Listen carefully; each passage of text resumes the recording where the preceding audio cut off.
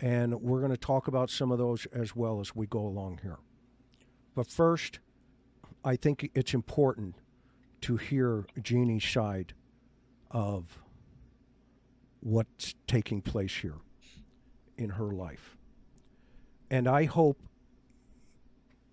some of you get so much strength from hearing her story and send her the love that she needs and deserves.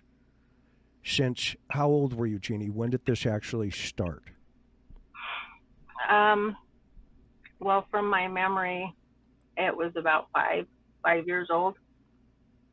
Okay. So let's walk through and unpack some of the things that you remember. And I want to start with giving us an understanding of the dynamics of the families at that time. Um,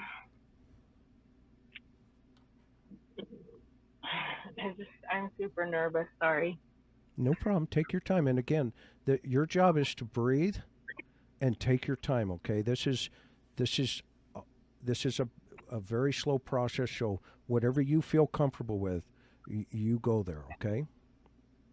Um, okay, yeah. So the dynamics of the family, you mean in terms of relationships, like how we got along, what the living, Yeah. And like what and the how did the living. two families merge? Yes.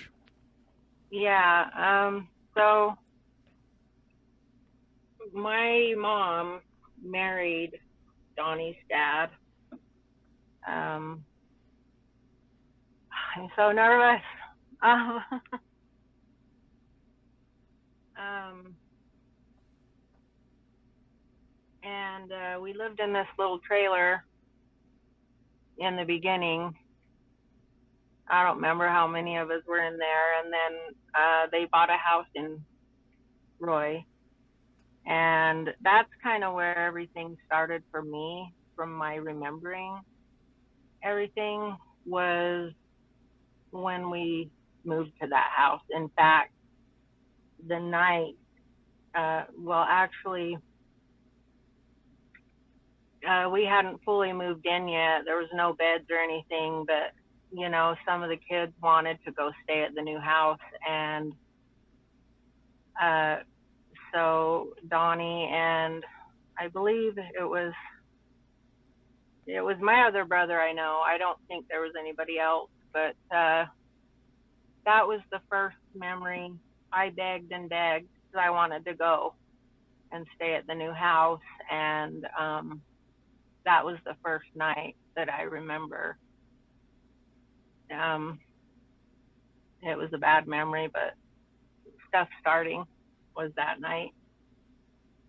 And so, kind of as you feel comfortable, when we first talked, I asked you about grooming ideas, right? Mhm. Can you walk us through uh, what he utilized as a grooming tactic? So after uh, that initial time, and we got moved in and everything, it just kind of started where um, Donnie would try to play these little games with me. Um,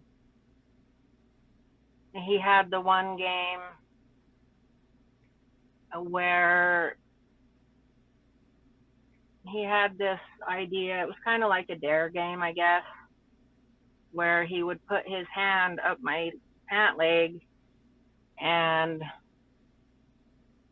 he would go so far, and I would dare him to say stop before he got to my private, and every time I never liked it. I never liked doing it. I never, did it with him.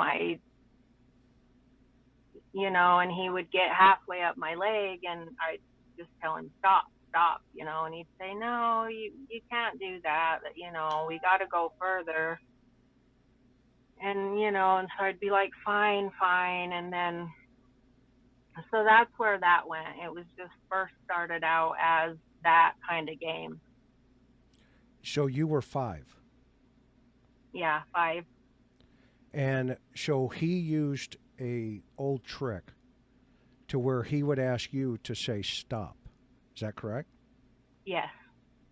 And then he would continue forward until you said stop, but by then he was touching you intimately. Yeah, he never took the stop. It was never a thing. It was always you can't say stop. So he So would that wasn't allowed. okay, so that was a control mechanism for him Yeah. that because once you did say stop, he would continue either way and tell you you couldn't say stop. Yeah. Yeah. And what's the age difference when you're 5, if you remember? He'd be 12, about 12, I think, 12, 13. Okay.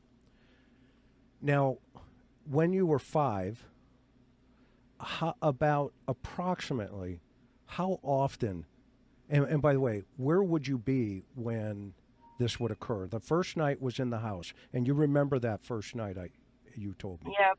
Yep. It was in my parents' bedroom. We were Okay. sleeping on the floor. Okay. And where was he sleeping, and where were your parents, if you remember? The first night we stayed, Yes. my parents didn't stay that night. They just let us come and stay in the house because we weren't moved in yet. So And all the so, kids in this blended family had an opportunity to go stay at the new house that was just bought. Is that correct? yeah, in a sense, we begged to go. Okay. We Yeah, were excited. which kids do. And a 5-year-old, I mean, who wouldn't want to be with their siblings, right? Yeah. Okay. So now walk us through uh, the second time he assaulted you. So the second time would have just been when the little game started, and that kind of went on for a while. Um, you know, and then there was the other things in between, but the what I recall was the dare game was the big one that always happened in the beginning. Okay. Walk us through that. And by the way, none of this is your fault, right? I know you and I have talked about this at length, but I want you to keep remembering that principle, okay?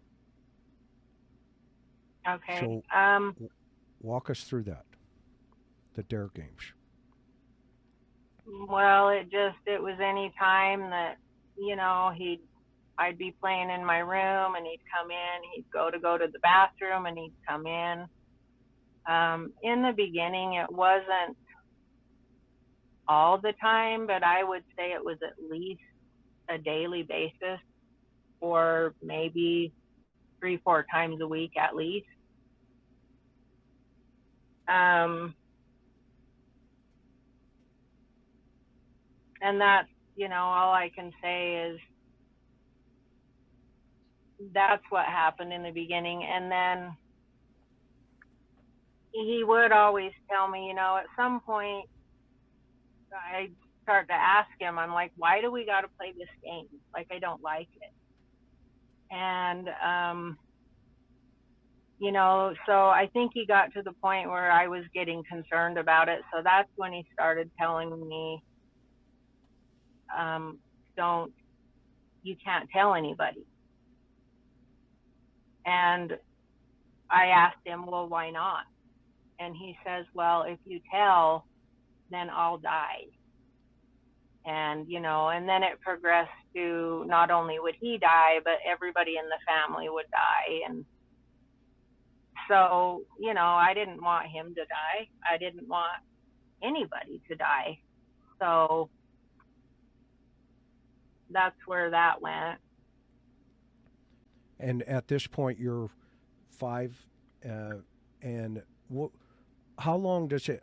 About how many times would he try and come in and assault you once you guys moved into the house collectively? Did you guys have separate bedrooms? Obviously. We did. There's only two bedrooms, but we worked it out, kind of the girls in one, the boys in the other type of thing. Okay. And And about, go ahead. no, go ahead. Ladies first. My wife would never forgive me. It's okay. I lost my train of thought. I'm just nervous. No problem. Take your time. So, so yeah, you can go ahead. You know, at 5 years old, you don't have the emotional capability to process the trauma that's taking place. No, definitely not.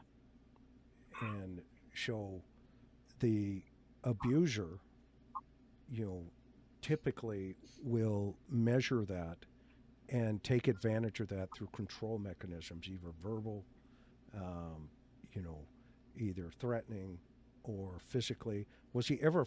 Did he ever hold you down or physically, uh, try, or were you just so scared that you Um, couldn't move? Hmm. you mean during the first game? Yes. Uh, he didn't really hold me down or anything like that. He was kind of forceful in the fact that it was going to happen. Sure. But as far as that, no. Okay. Now, so you turned 6. Walk us through that year. So when I was about 6, well, it was more 6 to 7 is when he started the more aggressive abuse, And, coming into and my room. and he's 13 at this point. Yeah, 13, 14 by then. And this is the time also that Mary reports that he and 2 other boys tried to physically rape her. Is that correct? Yes, that's correct. And they actually wanted to file charges on him, but your stepdad kind of pulled that back. Is that correct? Yeah. She actually filed charges. She went and did a statement, but Okay. my dad, made her go drop the charges. Okay. And so now between the ages of 6 and 7, walk us through what you remember. So then it just started where he was coming into my room at night instead of doing this more during the day. It was more at night, and he was getting more aggressive in the stuff he would do to me. Um, I don't really want to get too into it because I probably can't talk about it, but Yeah, it's not necessary. I support you 100%. Go ahead. um, and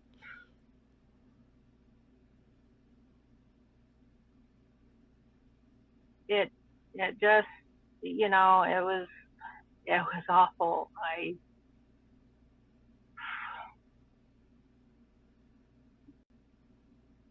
I would try to do things like wear several pairs of pants to bed. You know, I remember I tried to put up a booby trap one time, and I strung some yarn across the door and I put soda cans on it, so that I could at least wake up, or in hopes that maybe he would wake up some of the other family members. And at this time, I had the room was just mine, because I think Mary went and stayed with our biological dad for a little bit. And so I was just in the room for most of the time, unless somebody came to stay or whatever, by myself.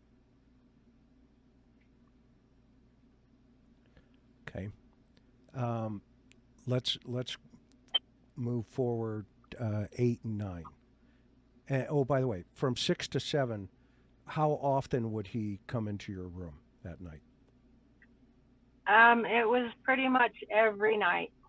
If he was there, because there was some times when, he wasn't there, but he did live with us. I've heard people state that he wasn't there, but he did live with us for the majority of the time. He was enrolled in school. He went to school with Mary for years. Um, anyway, just it was every night practically. I remember that. Okay. And did he ever get caught when you were, between that age group, if you remember? Yeah, well, there was a couple of times, like one night when he was in my room doing stuff to me. My dad got up to use the bathroom, and the bathroom is just right across the hall from my room, and the door was open. And my dad came in and noticed that he was in there, and he came in, and Donnie just stood up really fast, and my dad said, "What are you doing?" And he just, "Oh, I was sleepwalking." And I'm sitting there thinking, I was just so happy because I thought he's going to get caught, this is going to stop. Yeah. And my dad just told him to go back to bed, and that was it. Yeah, and that became to learned behavior, didn't it, later on?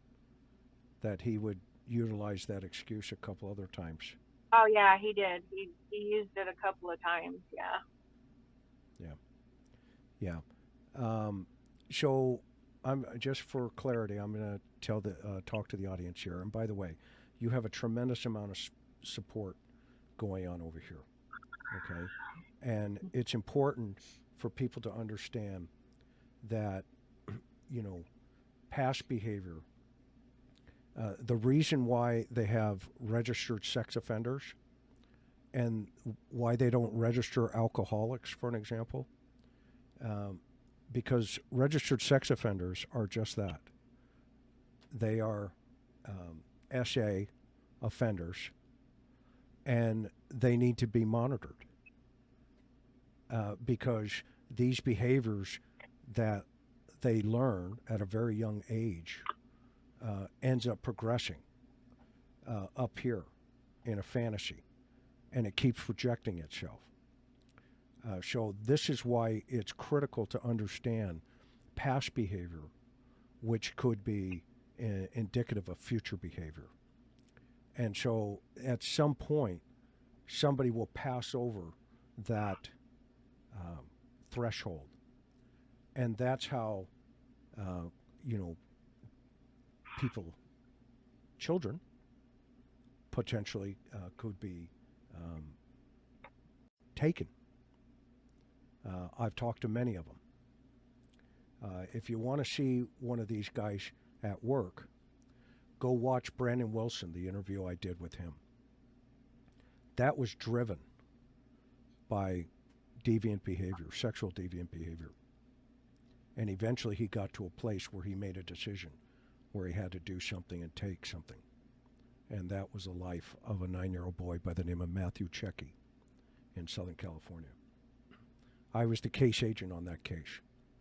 So if you don't understand that principle, then you're not going to understand why Jeannie is so important for Summer. Because the second day Summer was missing, Jeannie reflected on her own life experiences and picked up the phone.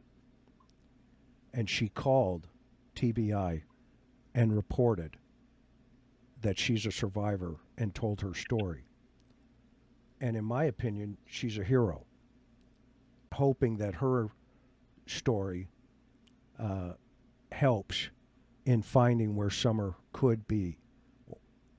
So let's walk through 9 and 10 now, if you remember?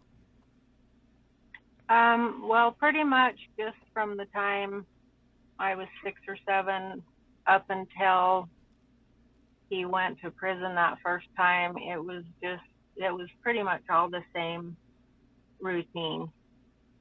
There was an incident where one of my friends stayed the night,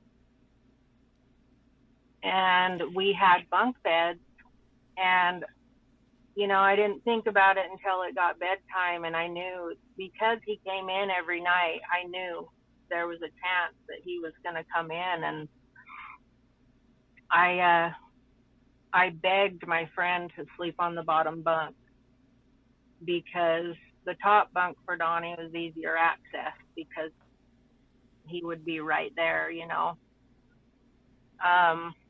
and she wanted to sleep on the top so bad. And so I was like, okay, and so I let her sleep on the top, and sure enough, he came in, and he started doing stuff to her, and I woke up. She woke up. I woke up, and I kicked him really hard. I was so mad.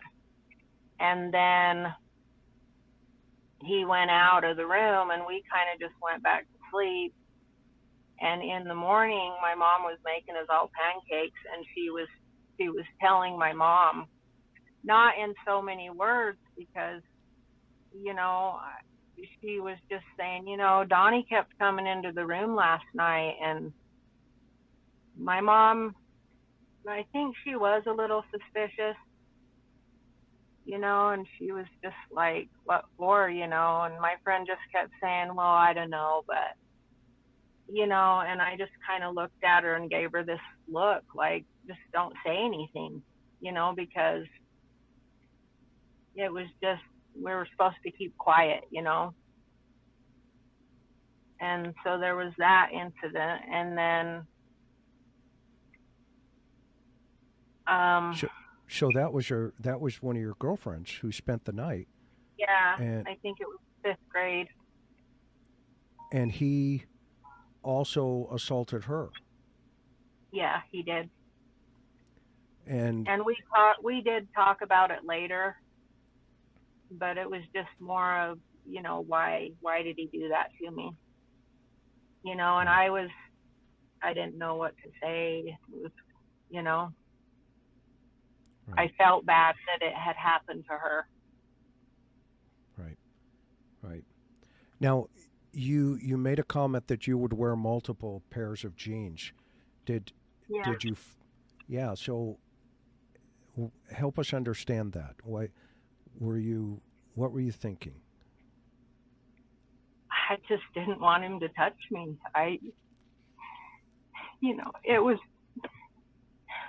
It was really painful, Yeah.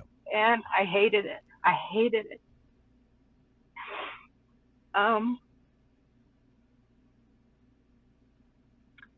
I just thought it would help,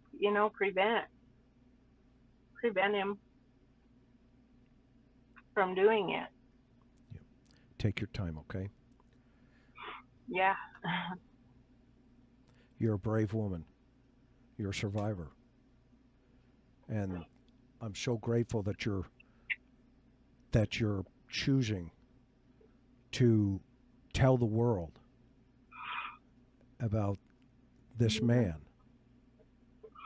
Well, and the reason that I wanted to do this interview, and initially me coming forward, was just in hope, that to find Summer. And I love you, Mom. love you too. Just take, Um, just take a breath.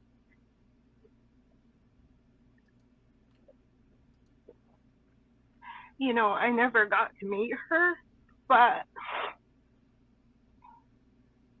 she's still my niece, and she's still a 5-year-old little girl that was living under the roof with somebody who I believe is fully capable of foul play.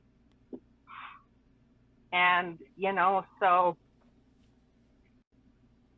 I'm not looking for any fame. I hate any kind of attention like that. You know, I hate Facebook. It's just when I found out she was missing, I mean, I got to tell you, I just started crying. And I just felt like they needed to know, you know, and obviously I did. I called TBI, but the media has blown this out of proportion. But, you know, my intentions have always been for Summer, 100%. Well, I'm going to also dovetail on what you just said, Jeannie. Had you not come forward, then nobody else would have known that this is a possibility for Summer. What if she's you, right? That's what you were thinking. Yeah. And so I want to ask all the naysayers, what do you know? This woman is a survivor. And you see, me going down this road when I started with Summer's case, I didn't know the depth of what you're telling everybody tonight. And neither did they. So, mods, I will not have anybody disrespect this woman. And if you don't want to be here on listening, then leave. It's that simple. Just leave. Okay? She's a survivor. You need to be over at that other place and listen. You know, good luck with that. But I will not let this woman be disrespected at all. I don't care if you don't like me. I could care less. Okay? But this woman deserves to be heard. That's and supported, period. Because she came forward the moment Summer disappeared. Some of you weren't even there that day. I wasn't there. I came 30 days later. So, you know. Now, it came a place where he went to prison and you kind of had a break for a little while. Is that correct, Jeannie? Yeah. When I was about 10 or 11, okay, he went to prison for close to 2 years. During that time, it was great, you know. Mm-hmm. And then the very day that he got out, you know, I mean, I wanted him to do good and be good, you know. Even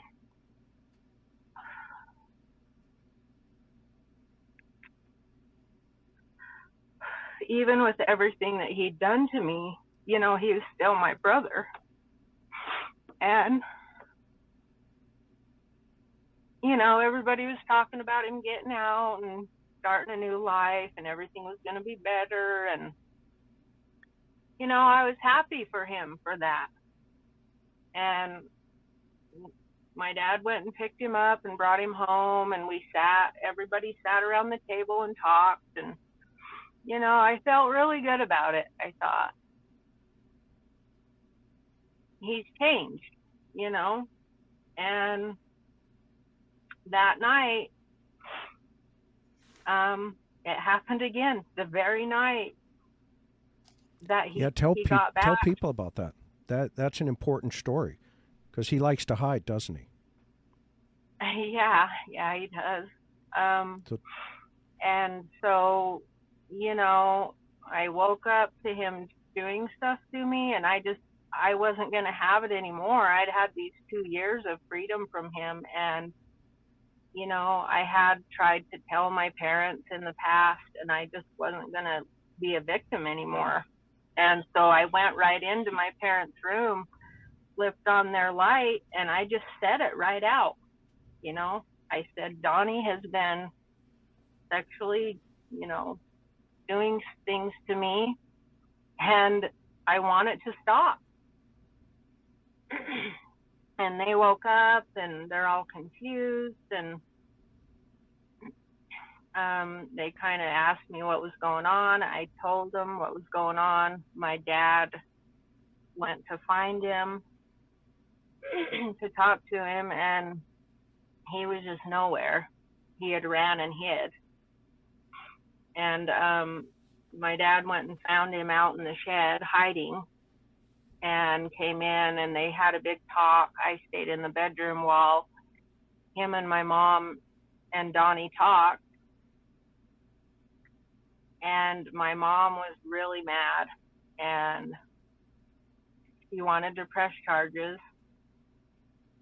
And my dad he really downplayed it. He didn't think it was a big deal, and he didn't even want to go into further what actually happened. And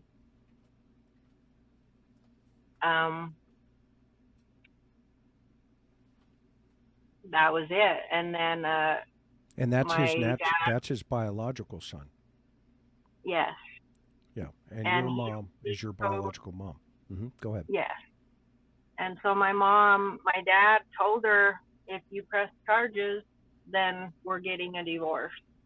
And right then my heart just sunk, and that put me in a bad position because I felt bad. It's like I was causing the problem here. And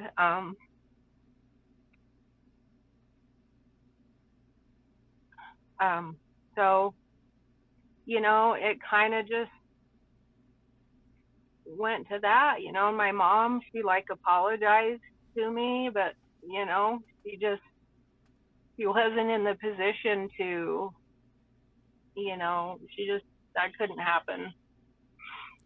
Yeah, you were re-victimized all over again. Yeah.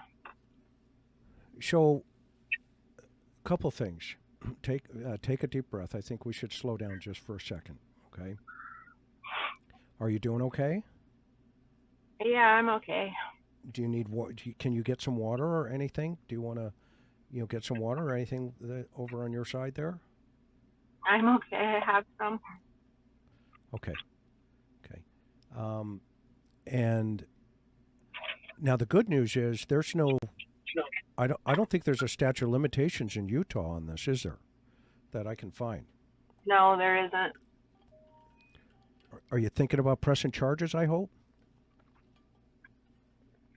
And you don't have to answer tonight.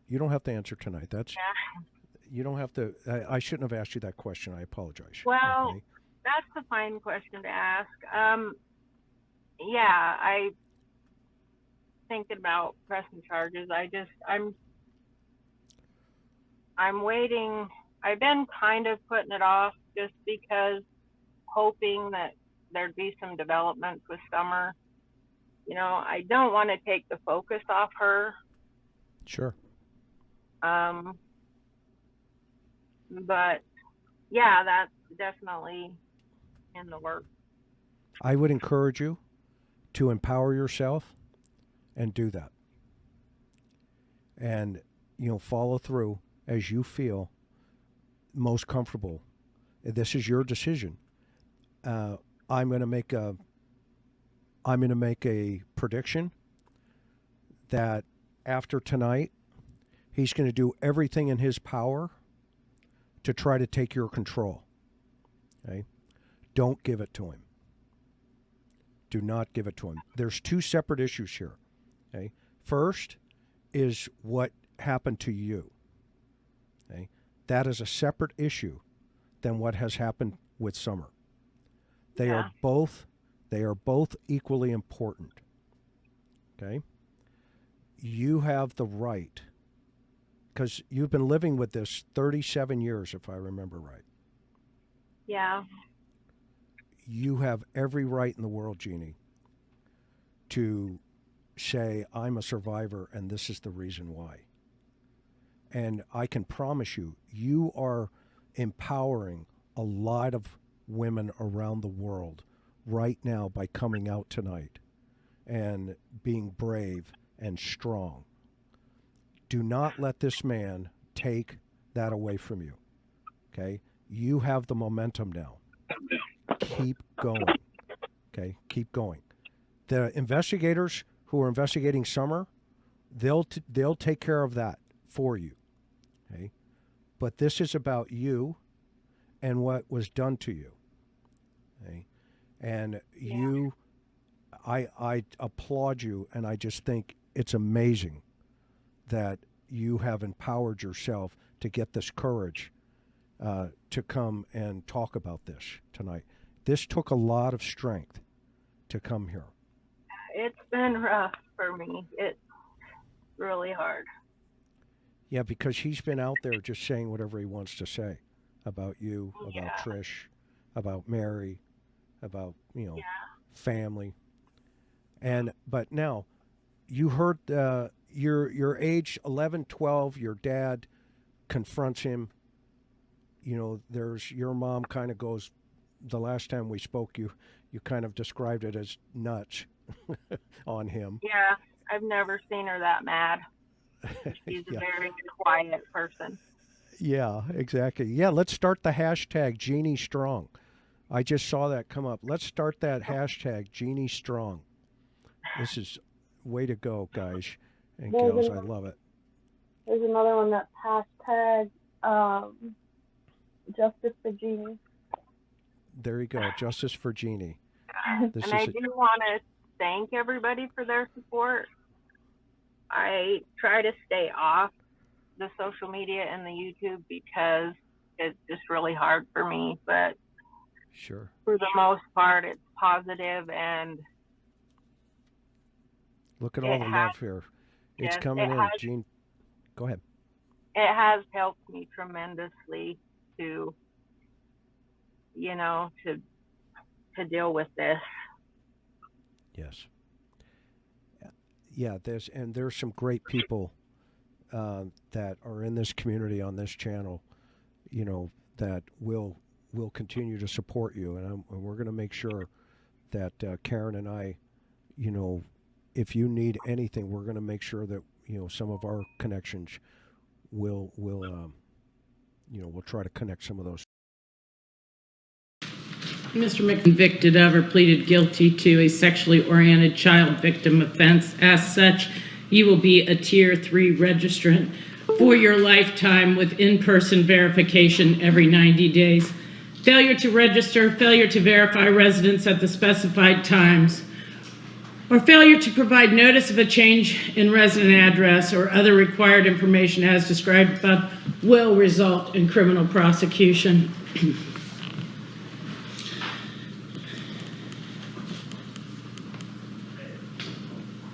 This court is so sick and tired of seeing adults ruin and abuse children.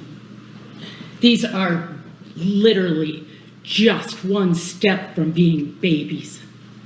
They come to a daycare, those parents struggle so that when they release their children to someone during the day, they have some semblance that that child is going to be protected and safe. Not let alone 2 of their children being raped by your own admission, sir. For sexual gratification, you violated a 4-year-old and a 6-year-old. I do not know at this time what the total ramifications will be for those 2 young children, but there isn't anybody who doesn't understand now the developmental phases of children take place from 0 to 6 years old. You can't even know what damages you've done for sexual gratification. This, to me, is so mind-boggling that you used and abused 2 little children like they're inconsequential beings. Those are human persons with human dignity. The mere fact that they're small little people that can't fight off adults, that's why an adult left them with adults. I'm going to tell you something, Mr. McFadden. There's no free rapes in my courtroom.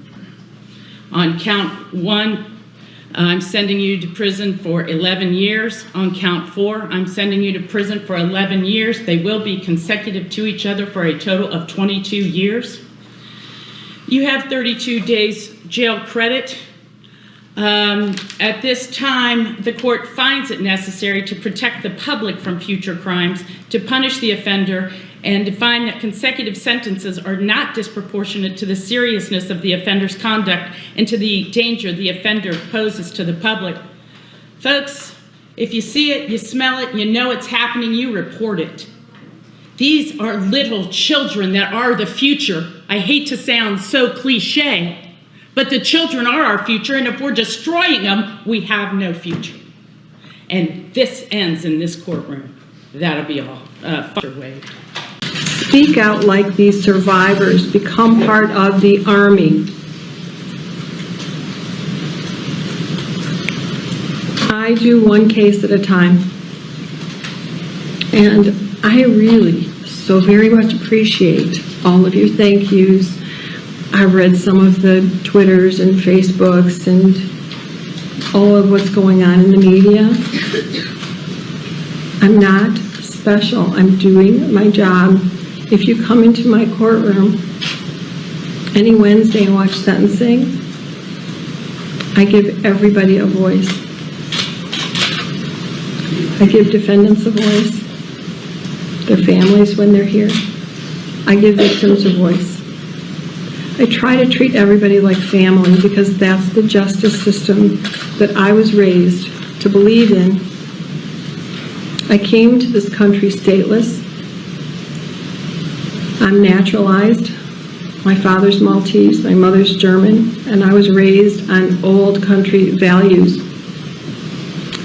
And my grandmother always told me, and my parents always told me, my grandfather too, that America is the greatest country.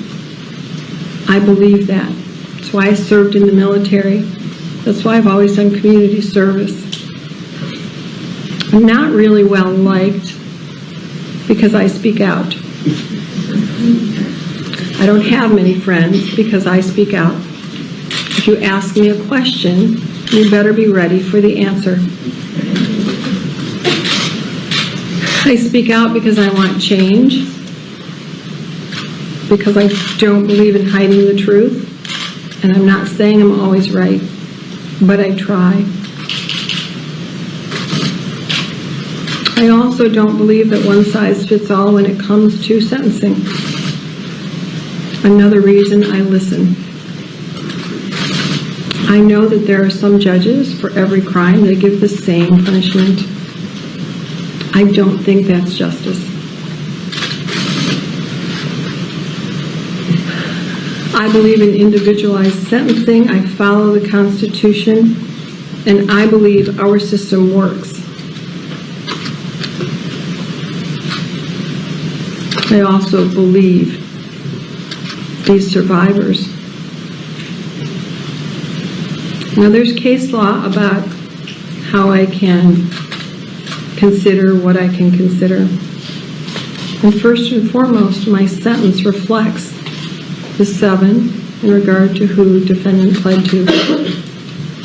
But the remainder of you, the 161 others, add to the credibility of those 7.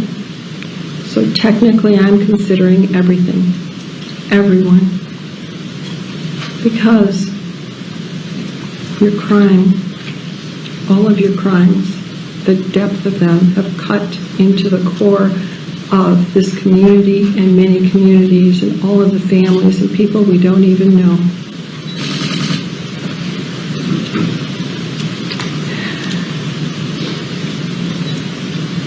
And sir, the media has asked me to release your letter. I'm not going to do that. Council may object, the media may object, but there is some information in here that troubles me in regard to the victims. And I don't want them re-victimized by the words that you have in here. But I do want to read some more of your letter. And the reason I want to do that is because I've considered it in sentencing as an extension of your apology and whether I believe it or not. So I want you to hear your words. I've already read some, and I'm not reading every line. But let me begin. The federal judge went ballistic at sentencing since I pled guilty to the state cases and spent 10% on the federal case and 90% on the state cases and civil suits. She gave me 60 years instead of 5 to 20 years, in parentheses, 3 consecutive 20-year sentences.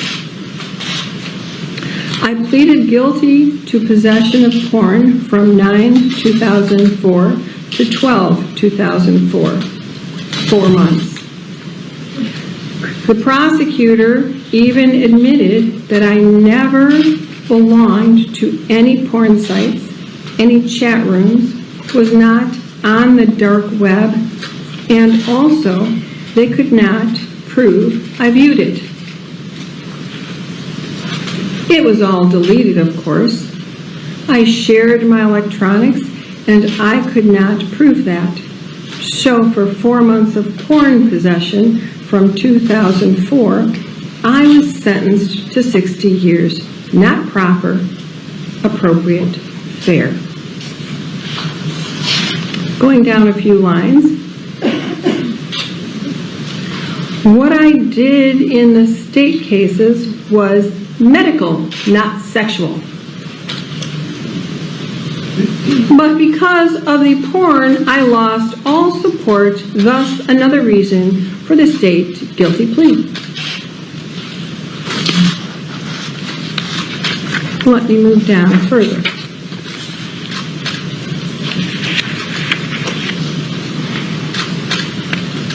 So I tried to avoid a trial to save the stress to this community, my family, the victims. Yet look what is happening. It is wrong. Let me move down further. I was a good doctor because my treatments worked, and those patients that are now speaking out were the same ones that praised and came back over and over and referred family and friends to see me. The media convinced them that everything I did was wrong and bad. They feel I broke their trust. Hell hath no fury like a woman scorned. It is just a complete nightmare. The stories that are being fabricated to sensationalize this, then the AG would only accept my plea if I said what I did was not medical and was for my own pleasure. They forced me to say that, or they were going to trial and not accepting the plea. I wanted to plead no contest, but the AG refused that. I was so manipulated by the AG and now Aquilina, and all I wanted was to minimize stress to everyone, like I wrote earlier. Going down a little bit further. In addition, with the federal case, my medical treatments with the Olympic/national team gymnastics were discussed as part of the plea. The FBI investigated them in 2015 and found nothing substantial because it was medical. Now they are seeking the media attention and financial reward.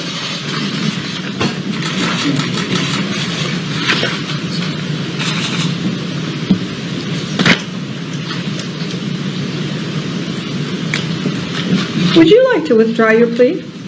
No, Because you are guilty, aren't you? Are you guilty, sir? I accept my plea, exactly.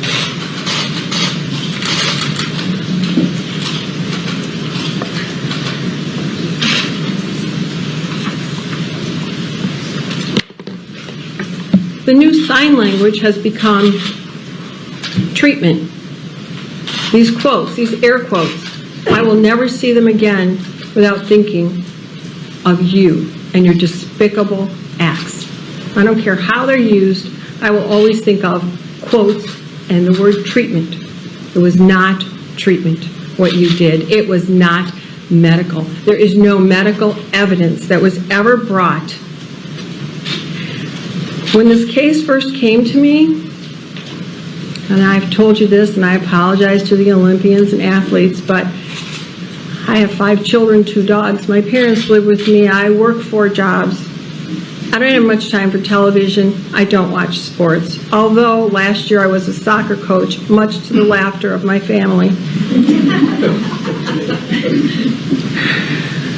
I didn't know anything about you, or your name, or anything that was going on.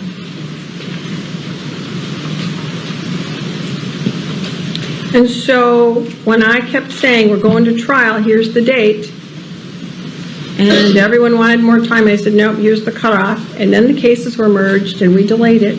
And I still thought, well, maybe there's a defense of medical treatment. And why did I think that?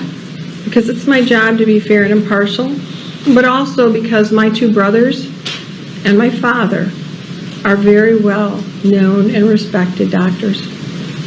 Real doctors with real treatments and research, dedicated to healing. I haven't considered that in this case, but I have heard from your survivors now that they trust doctors like I trust the doctors in my family and the doctors I go to. But I still thought, well, there's a defense of medical treatment, and there are changes in the medical community every day for the betterment.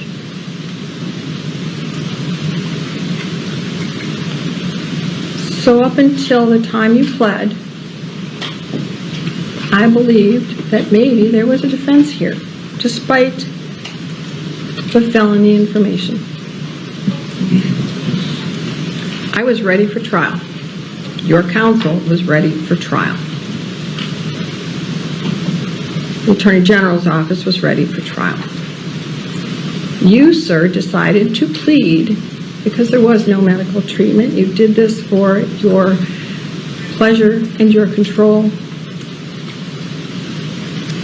This letter, which comes 2 months after your plea, tells me that you have not yet owned what you did, that you still think that somehow you are right, that you are a doctor, that you're entitled, that you don't have to listen, and that you did treatment. I wouldn't send my dogs to you, sir. There's no treatment here. You finally told the truth.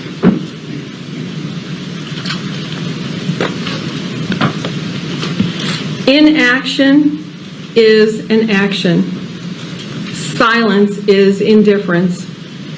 Justice requires action and a voice, and that is what has happened here in this court. 168 buckets of water were placed on your so-called match that got out of control.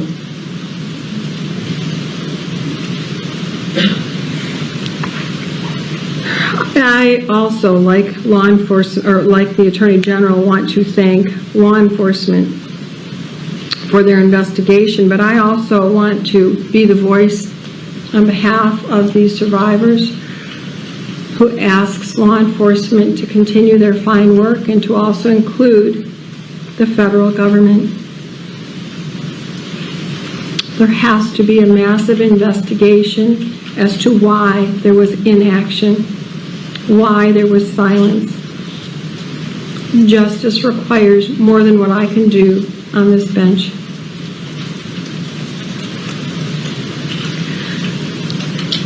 I want to also applaud all of the counsel in the Attorney General's office. I want to also applaud defense counsel. You all have done fine work. You've made me proud of our legal system. We all work together for the betterment of our community, and that is law enforcement, prosecutors, defense counsel, investigators. There are countless people. It's the only way our system works. We need this balance. So all of you, when I look at myself as Lady Justice, my arms are like this. They are balanced. Prosecution, defense, they're balanced. It only starts to tip after there's a plea and after I take into consideration everything that's happened. So I want everyone to understand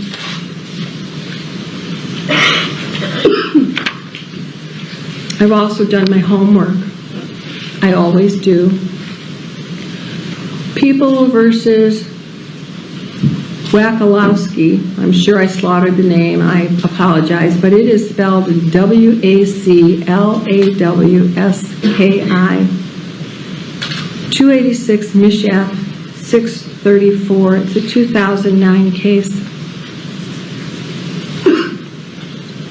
And in it, and I want you to clearly understand, it says, plainly, the law does not limit victims' impact statements to direct victims. It doesn't say, and I have found nowhere that limits me from having you hear all of your victims. As I said before, when counsel came to me and said, we're not going to go to trial, despite our court having already sent out 200 of the 800 juror requests. And they told me their plea, and would I consider it in lieu of trial. There was the agreement between us because I always, and they know it, they are familiar with me, let people speak. And I wanted all victims. And we had a discussion about which victims. And of course, there was an objection to one of them, but I let it come in anyway. That was part of the plea that you entered into to allow the victim impact statements. Because after that discussion, I know your lawyers, as good as they are, sat down with you and said, the judge is going to allow this.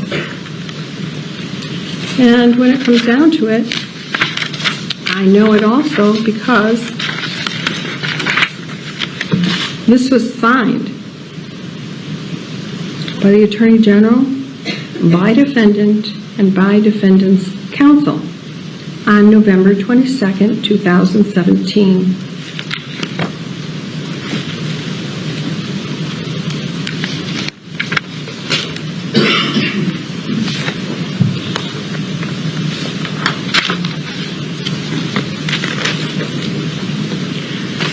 Aside from the letter that you wrote a couple of months after your plea, which tells me you still don't get it, there's something I don't understand and I want to make clear. Sir, you knew you had a problem. That is clear to me. You knew you had a problem from a very young age, even before you were a doctor. You could have taken yourself away from temptation, and you did not. But worse yet, there isn't a survivor who hasn't come in here and said how world-renowned you were. I trust what they say. You could have gone anywhere in the world to be treated. You could have gone to any resort, any doctor, place where you could get treatment. In Europe, they have all sorts of hidden places for things like this. No one had to know, and you could have found some treatment, some help, taken some medicine. You would have done that if you had cancer. I know you would have. You're about self-preservation. But you decided to not address what's inside you that causes this control urge, that causes you to be a sexual predator. So your urges escalated, and based on the numbers that we all know go unreported, I can't even guess how many vulnerable children and families you actually assaulted.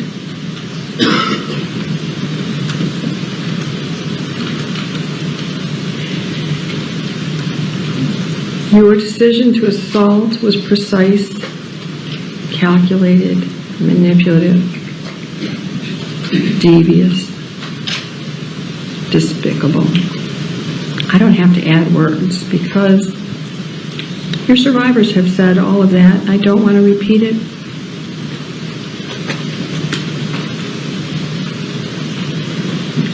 You can't give them back their innocence, their youth. You can't give a father back his life, or one of your victims her life when she took it. You can't return the daughter to the mother, the father to the daughter.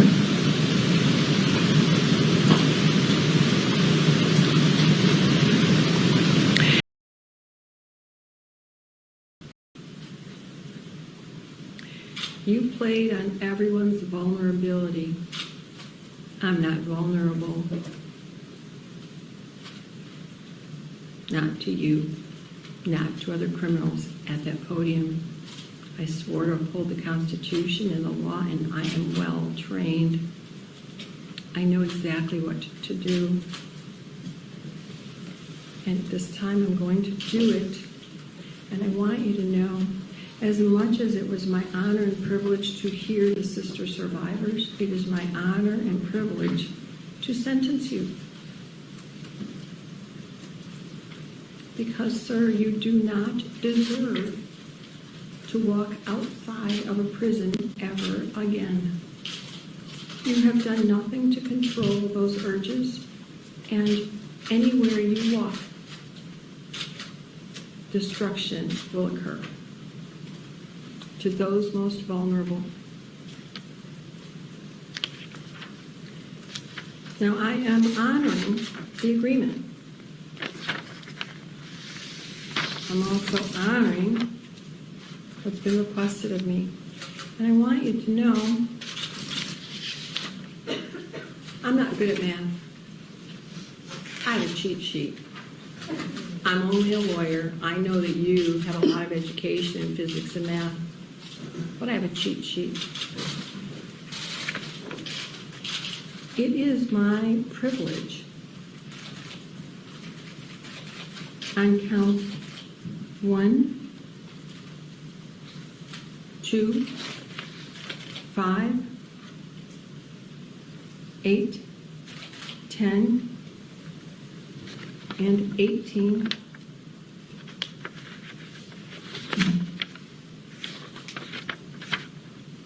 And 24.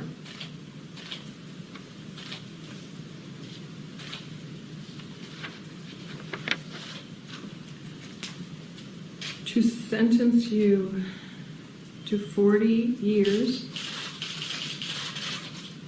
And when I look at my cheat sheet, 40 years, just so you know and you can count it off your calendar, is 480 months. The tail end, because I need to send a message to the parole board in the event somehow God is gracious, and I know He is, and you survive the 60 years in federal court first, and then you start on my 40 years, you've gone off the page here as to what I'm doing. My page only goes to 100 years. Sir, I'm giving you 175 years, which is 2,100 months.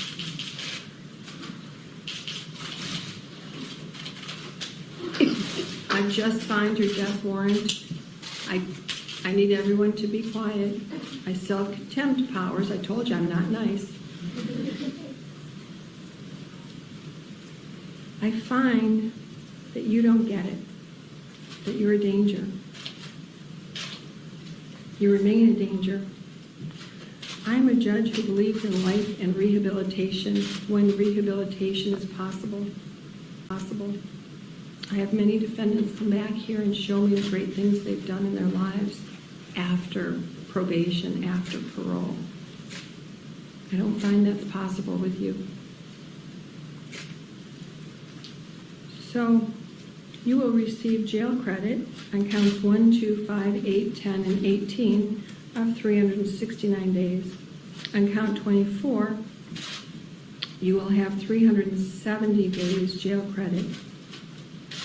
If you are ever out, which is doubtful, you would be required to register with the Michigan Sex Offenders Registration Act, complying with all of the requirements of that act, in addition to global position monitoring system. You would wear a GPS.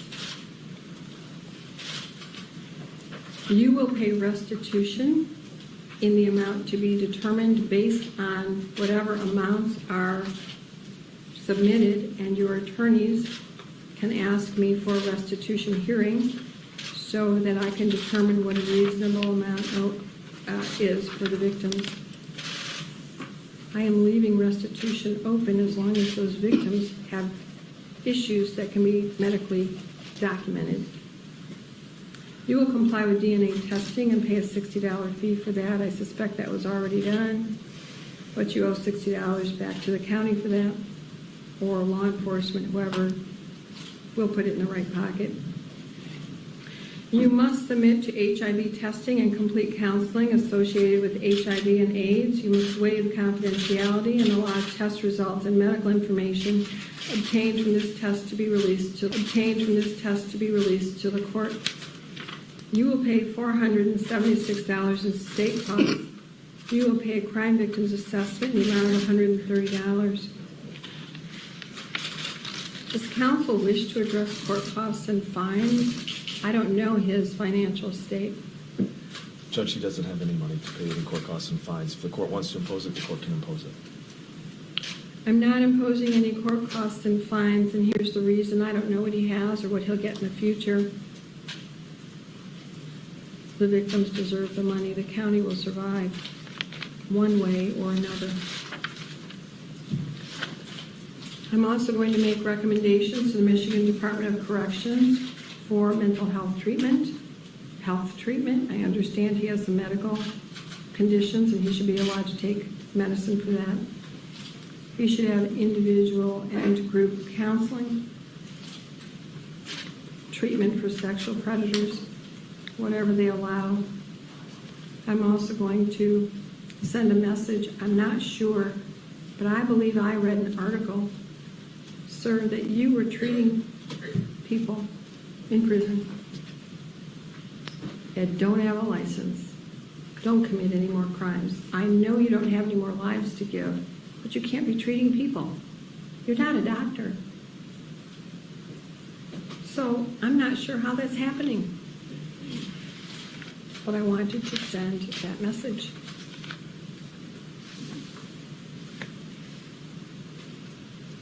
You have 21 days to appeal, 10 days to request court-appointed counsel. Do you acknowledge receipt of your appellate rights? Your Honor, I've got the notice of right to appeal, and I'm providing it to my client now. Do you acknowledge it? Yes, Your Honor. Thank you. Well, let me just say to the media, again, I'm just doing my job. I know you all want to talk to me. My secretary has informed me that I have a growing stack of requests from print media, from television, from magazines, from around the world, literally. This story is not about me. It never was about me. I hope I've opened some doors, but you see, I'm a little stupid because I thought everybody did what I did. And if they didn't, maybe they ought to, but I do this and have been doing it. And if you don't believe me, the keeper of my words is right by my side, and lawyers who are hearing this are shaking their heads saying, yep, I've waited too long as she lets everybody talk. Sometimes people get upset. I don't care, I get paid the same. So as to the media who want to talk with me, I'm not going to be making any statements. I know that my office, and I may have even, I don't know, it's been a long couple of weeks, conveyed that after this is over, it's just not my story. After the appellate period runs, with victims by my side to tell their stories, I might answer some more questions than what I said on the record. I don't know what more I could possibly say. But I'm not going to talk with any media person until after the appeal period, and even then, if you talk to me about this case, I will have a survivor with me because it is their story. So I wanted everybody to hear that from me. I respect all of the media outlets. You have done just a fabulous job here. There hasn't been any commotion or upset by this, and I do believe in the First Amendment, so I thank you all for being here because it's an important story for the survivors. As to today, I know that there are a lot of survivors, family members, husbands, friends, a lot of people in the courtroom. You have voices. I'm going to leave the courtroom. Defendant will leave the courtroom. The attorneys may stay. Victims, family members, survivors, you may stay in the courtroom and talk with media. You can have your own press conference right here. Spur of the moment sometimes works out the best, doesn't it? Again, I won't make a statement until after the appeal period. And again, if there's any survivor then who, at that point, if somebody wants to talk to me, I'm sure you'll be moved on to another story. But if you're not, please give your names to the victim's advocate so that I can contact you, because please, media, do not contact me on this story without a survivor. It's their story. I thank everybody in this case. Sir, I hope somewhere you have heard everybody's words, and it really does resonate with you. Anything else for the record?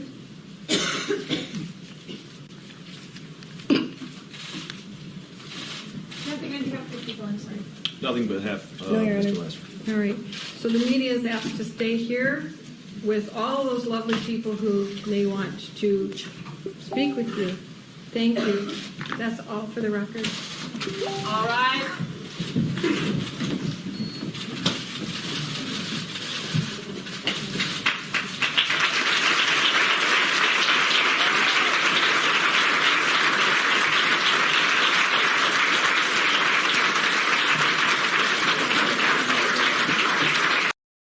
Trial court's objective in a sentencing a defendant is for me to tailor a penalty that is appropriate to the seriousness of the offense and the criminal history of the offender.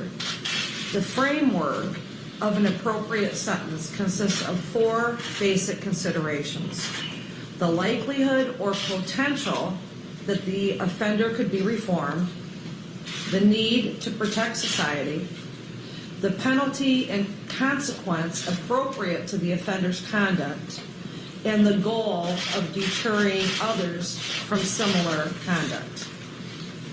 In looking at the first factor that I must consider, the likelihood or potential that the offender could be reformed, there are no facts on this record, nor has the court been provided with any basis to believe that this defendant could be reformed.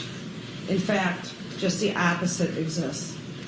The defendant methodically planned and carried out years of molestation against children by gaining not only their trust, but the trust of the adults in the institutions who would have been there to protect them.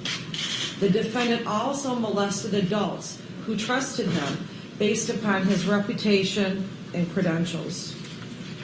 Furthermore, when the defendant was interviewed in the Eaton County Jail for the pre-sentence investigation, he did assert that when he pled guilty and stated his acts were not for a legitimate medical purpose, that was not accurate. This was after the defendant had sat in an Ingham County courtroom and listened to the statements of 156 women and girls that he molested.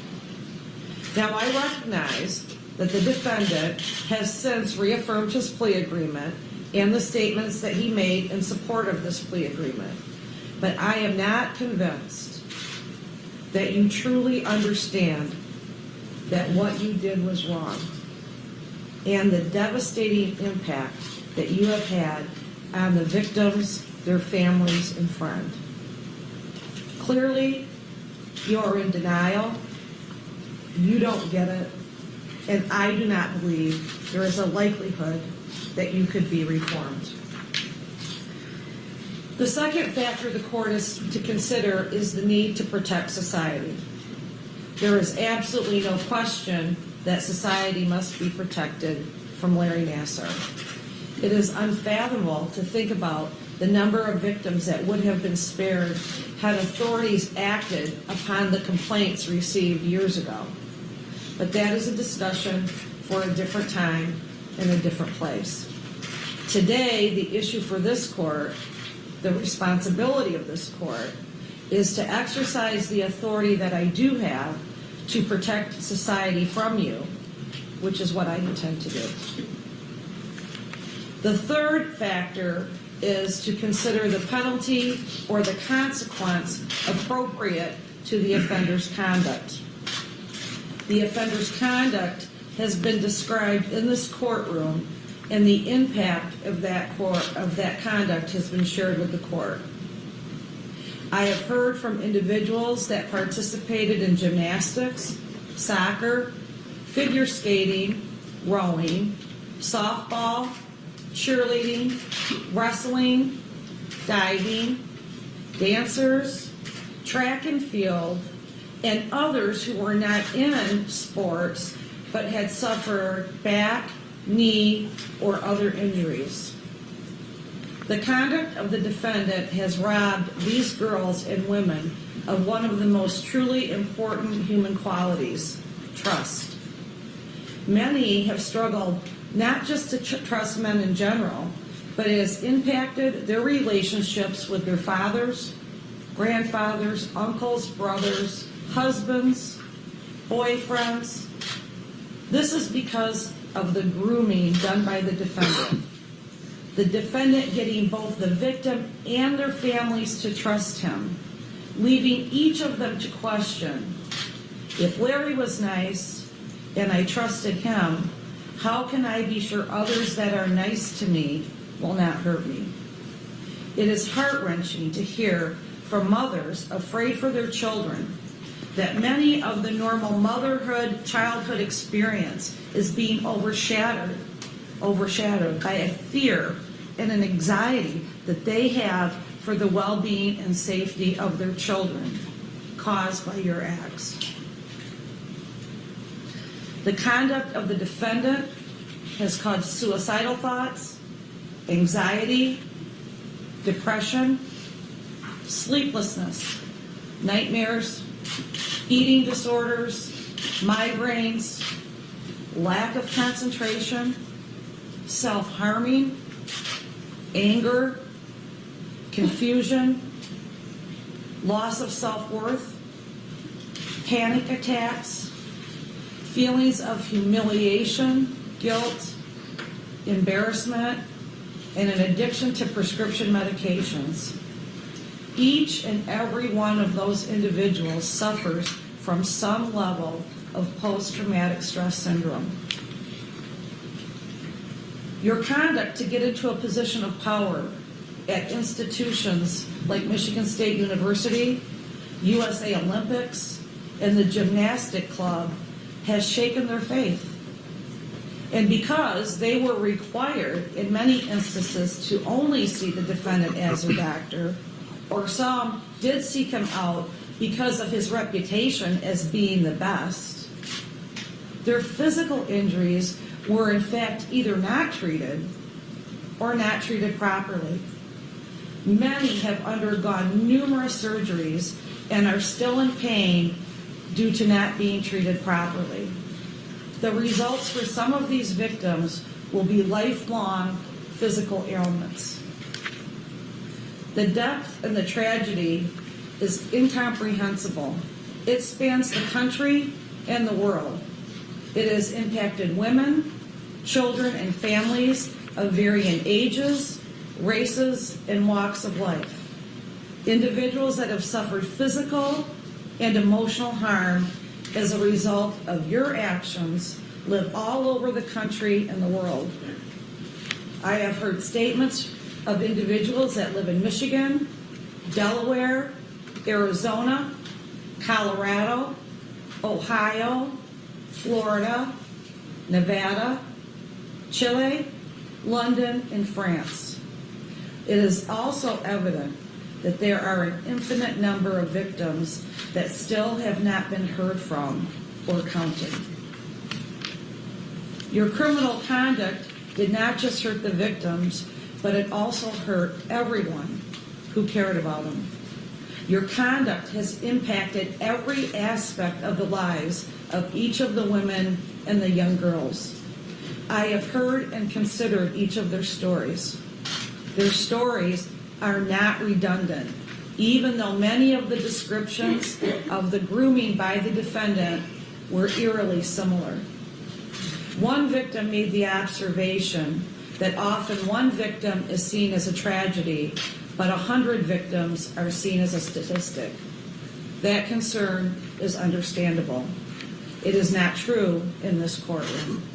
The ramifications of each person is unique, and each person's thoughts and feelings are important. Each voice and each story does make a difference. After listening to all of these statements, consideration on this factor is difficult. What is the appropriate consequence or penalty for your conduct? Your conduct, when considered and looked at from the viewpoint of the victims and their families, can only conjure up thoughts of public punishment and retaliation. When a crime involves a child, when it involves an adult harming a defenseless child, it is only natural to think in terms of an eye for an eye and to want revenge. This is a doctor. You are a doctor. You took an oath to do no harm, and you have harmed over 256 women, and that is beyond comprehension. But from the eyes of the court and from the justice system, the role of the court is to determine an appropriate penalty or consequence within our justice system that is allowed as an appropriate consequence. Locking up an individual so they can never harm anyone again and take away their freedom is an appropriate consequence. It's hard to describe the indescribable, especially considering age and how it makes memories dim and inaccurate at times. I don't remember plot points.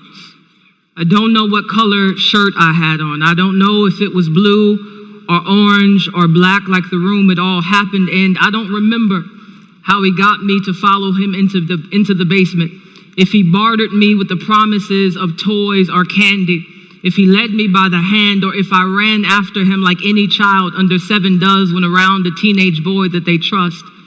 But there I was, completely unaware, with no context for how familiarity with someone by no means excludes them from harming the ones that they know. If anything, it's always proved to be the currency of abuse.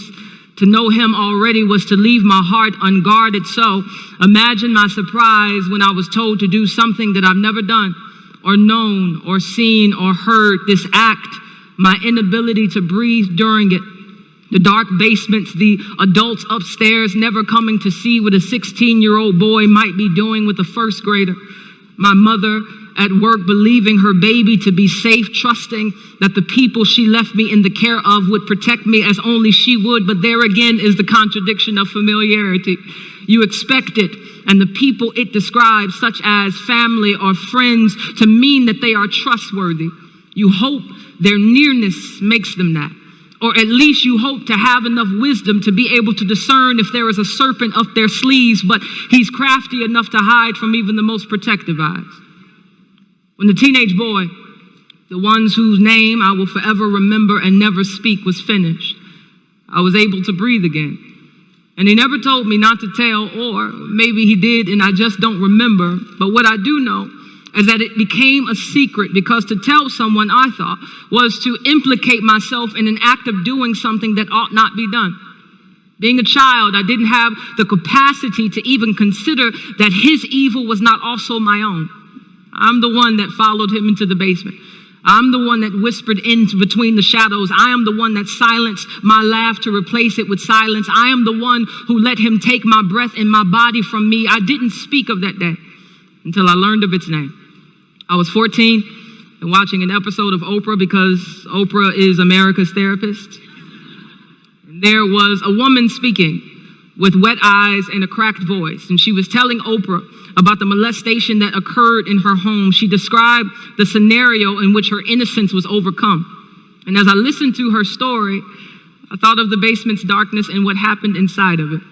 What I heard from her and what I remembered sounded the same, except I'd never given it a name like she did. To me, it was just something that happened. But according to this woman, I was a victim of sexual abuse. To call it by name allowed me to connect dots. The consequences of abuse, like fear and shame and control, dominated my days, but it had a source that I could not acknowledge until it was reintroduced to me. It was not merely that a teenage boy did something to me when I was little. That's far too abstract, which mutes the heartbreaking reality of what actually happened. It was that I was molested and violated by an image bearer who did not see me as one. What happened was perversion, demonic, a tragedy, the product of a corrupted bloodline, a cursed humanity, a dying boy spreading death because he thought to steal from me would give him life. To call it by name, no matter how painful, was to make sense of it all. To put flesh on floating bones and watch it walk. If I wanted to be healed, I needed to be specific about what had been broken. I always thought that healing was an immediate act of God dependent upon the measure of my faith. Like the woman whose bleeding stopped the moment that she touched God's clothes. Though I had no hymn to hold, I had all of the time to pray, to ask God to deliver me from what that almost man did to me. But what I've come to learn of God is that his healing is gradual and unassuming. And it usually begins with the hard work and sometimes unintentional revelation that the trauma actually exists. Everything related to my molestation that needed to be healed had to be recognized first. It wasn't until my now husband began his pursuit of my heart that much of the unearthed pain surfaced. He liked me and I liked him. We followed each other on Twitter and liked each other's posts. But when we voiced our attractions for each other and he followed through, I shut down. I became hard, unfeeling, and for the life of me, I did not understand why. I wanted to love him freely. I wanted to let him hold me. I wanted to be vulnerable, but I couldn't. He wanted to lead me well, but complementarianism as it looks when lived was terrifying when I remembered what happened the last time I let a boy lead me. I learned my lesson on letting a man use my trust as food for his demons, and it made me hypervigilant. Always needing answers to motivate me to action, always questioning things so I had enough information to guarantee safety. How could I know that this new boy wouldn't be and do the same? That he actually wanted me and not just my body? What proof did I have that I'd be able to breathe when he was in the room and that I wouldn't have to hold my breath until he finished? Trauma makes you inquisitive, you know? It makes you doubt everything and everybody. It makes you squint your eye at the familiar, rummage through your memories, and project what you gathered onto anybody that might mimic it. It makes you afraid to be yourself, to be honest, to have faith in anything other than God and your own feeble attempts at self-preservation. It makes you jealous when you see people, other people, who only held their breath underwater and not in basements, so they have no fear of swimming in the dark. When you see a woman be held by their lover and they love it, they don't resist his affection for fear of what it might mean or do. They delight in his love and they tell him why. They don't see vulnerability as a threat but a gift. The sexually traumatized can only imagine a world where they don't have a ghost in their bedroom at all times. I cannot tell you how frustrated I still am, because it does not matter how much theology I have attained now, I am still affected by what happened to me then. Even though my mind does not remember all of the details, my body does. I am all of 30 and I still feel like a 7-year-old on most days. I am still so fearful of following anybody, anywhere. I have made a living out of showing people how to breathe, but here I am still holding my breath, still wondering if when I surface, there will be someone to say, Jackie, you will be okay. At this point, heaven is my ultimate hope of healing. It isn't that God is not healing me now, because he is. He is using my husband's patient love, my community's constant ear, and my therapist's insight to mend me, but I am not satisfied with that. And I don't believe that I have to be. This incomplete healing is what propels my hope for a more sufficient one. A healing that is not limited by space and time. A healing that isn't undone by what triggers me here. There in heaven is when I will be made whole, and not merely by faith, but tangibly. I will see it. I will feel it. I will know it. I won't need a sermon or a podcast or a conference to convince me. It will be an eternal reality, because there what is mortal will be swallowed up by life. This body, with all of its fear and shame, will be done anew. I will no longer have to force myself to think on whatever is good and pure. I will do it on its own accord. Whatever memories I will have, they won't have any control over me. They will remind me of Jesus and how he suffered too, how men made in his image did not recognize him as God. They abused his body before killing it, but they could not control the body nor the God that they abused. His resurrection is all of the proof that I need that he will make all things new, and not just this world and the heavens and the church, but me, my mind and my heart and my body will resurrect into something glorious. In heaven, I won't have to hide behind the delusion of strength to protect myself from pain. I will still be weak as all humans are, but I will be stronger than I have ever been. In heaven, I won't have to be afraid of intimacy. The one flesh union between spouses and the closeness experienced between Christians of all kind is but a metaphor of what is to come. Here I am constantly finding leaves to cover my nakedness, but there we will be completely exposed and yet unashamed of what our neighbors will see. They will see us for what we are and what we've always wanted to be, which is free. In heaven, there will be a man that has never taken advantage of me. A man that has always used his power to serve. A man who unrobed to cover my shame. I have followed him out of darkness and into light, and with him I can breathe at all times.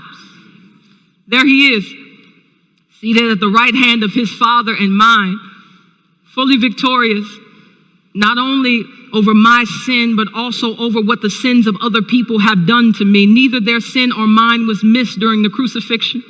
Jesus sees and settles the dust that the devil kicks up around us. The serpent, though crafty, is still a created thing who will bow before the king one day. The devil and the death that he brings will die, and this is our hope, that all will be made right one day.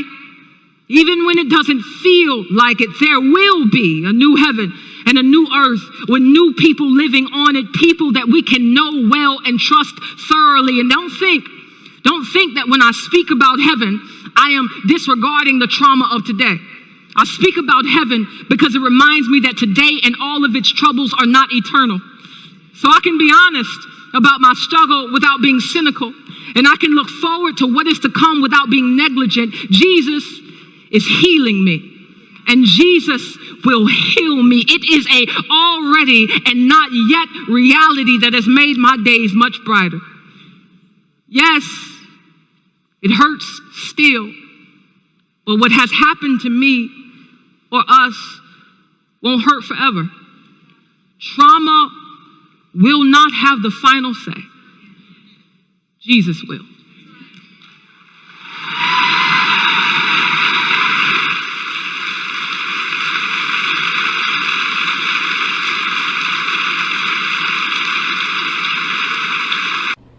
In my opinion, this is how you treat an offender. You don't empathize, sympathize, apologize, or support them.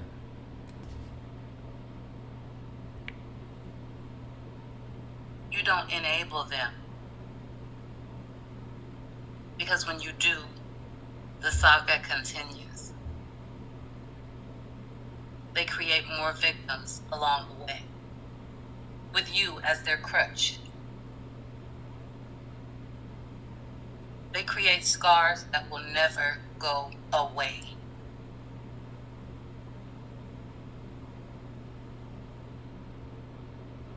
Sometimes we never even hear the stories. But if we're lucky, a victim speaks out. And if we listen, we'll know exactly who we should be supporting.